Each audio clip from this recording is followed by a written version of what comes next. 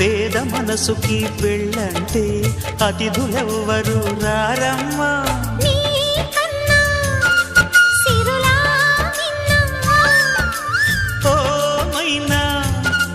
మన మనవును మెచ్చిన మనసులు పెట్టిన సుముహూర్తం ఇది.